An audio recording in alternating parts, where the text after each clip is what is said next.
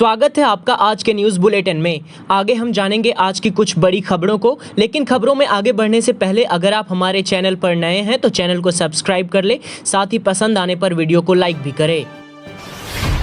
बिहार में कमजोर पड़ा मानसून, अगले 5 दिन कम होगी बारिश। बिहार में एक बार फिर मानसून की गतिविधियों में कमी आएगी। मौसम विभाग के अनुसार अगले 5 दिनों तक राज्य में कहीं कहीं आंशिक बारिश होगी। मौसम विज्ञान केंद्र की ओर से बताया गया कि सूबे में पिछले एक हफ्ते से मानसून सक्रिय था। इस दौरान पटना समेत राज्य भर में बारिश हुई। उत्तर बिहार में बारिश की गतिविधियां ज्यादा रही, वहीं दक्षिण बिहार में भी कई जगहों पर भारी बारिश हुई।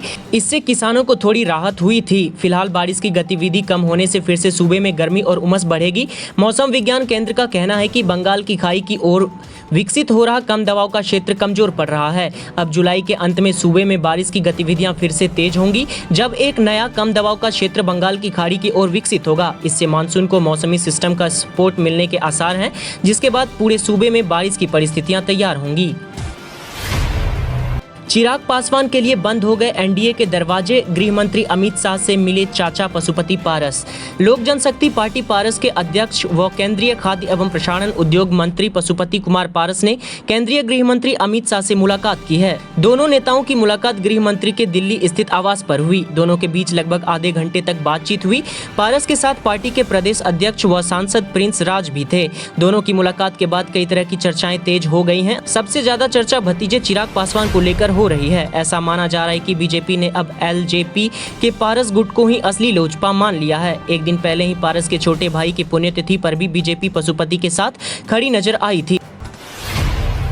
देश में पहली बार शुरू हुई जेल के बंदियों के लिए डिजिटल शिक्षा, बांका से शुभारंभ। देश में संचालित डिजिटल इंडिया का अभियान ने गांव-गांव में डिजिटल क्रांति लाई है, लेकिन अब इस अभियान से एक और नया व स्वर्णिम अध्याय जुड़ गया है। अब तो डिजिटल शिक्षा से जेल में बंद बंदियों को भी जोड़ा जा रहा है। सरकार ने इसकी शुरुआत पूरे भारत देश में सबसे पहले बांका मंडल कारा से गुरुवार को शुरू किया, जहाँ बंदियों को डिजिटल शिक्षा का शुभारंभ किया गया। भारत सरकार ने सूचना एवं प्रौद्योगिकी मंत्रालय के तहत संचालित ग्रामीण डिजिटल साक्षरता परीक्षण अभियान की शुरुआत गुरुवार को बांका के जेल अधीक्षक सुजीत कुमार राय ने की। मौके पर उन्होंने कहा कि केवल साक्षर होना पर्याप्त नहीं है, आधुनिक युग में हम सभी को डिजिटल होना पड़ेगा।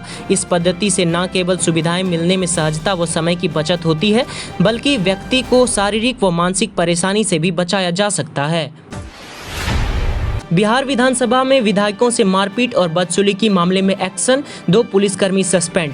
बिहार विधानसभा के बजट सत्र के दौरान 23 मार्च को हंगामे पर काबू करने के नाम पर विधायकों के साथ मारपीट और बदसलूकी के मामले में अब एक्शन लिया गया है। इस आरोप में 2 पुलिसकर्मियों को निलंबित कर दिया गया है। विधानसभा अध्यक्ष विजय कुमार सिन्हा ने इस कार्रवाई की जानकारी दी। उन्होंने बताया कि दोनों पुलिसकर्मी जाँच में दोषी पाए गए थे। गौरतलब है कि 23 मार्च को विधानसभा परिसर में विधानसभा के सुरक्षा प्रहरी की संख्या काफी कम रहने के कारण मार्शल और बिहार पुलिस के जवानों की प्रतिनियुक्ति की गई थी। बजट सत्र का वह दिन विधानसभा में काफी हंगामेदार रहा। बिहार विशेष सशस्त्र पुलिस बल विधेयक के विरोध में राजद के विधायकों ने उस दिन सदन में जमकर हंगामा मचाया। शाम को विधायकों ने विधानसभा अध्यक्ष के कमरे के बाहर धरना देकर उनका घेराव किया था। इसके बाद विधानसभा में पुलिस बल का प्रयोग करते हुए विरोध करने वाले तमाम विधायकों को सदन से धक्के मारकर बाहर निकाला गया। आरोप लगाया गया है कि इस दौरान हंगामे पर काबू पाने के नाम पर पुलिसकर्मियों ने विधायकों के साथ मारपीट और बदसलूकी की। प्रमोशन ने पति को बनाया हैवान, गर्भवती पत्नी की हत्या कर शव के किए 12 टुकड़े और जमीन में दफनाया।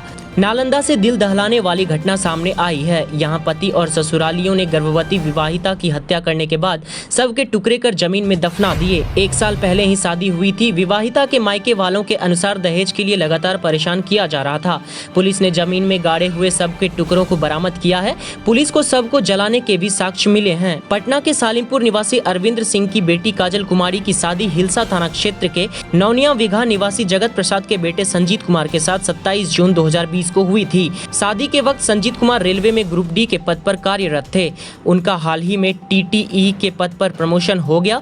संजीत का प्रमोशन होते ही दहेज के रूप में 4 लाख की और मांग की जाने लगी। काजल के परिजनों ने बताया कि इसी साल फरवरी में 80,000 रुपए दिए गए थे, फिर भी और राशि देने पर संजीत और परिजन परेशान करते थे। तो आज के न्यूज़ बुलेटिन में फिलहाल बस इतना ही। मैं उम्मीद करता हूँ आपको बुलेटिन पसंद आया होगा।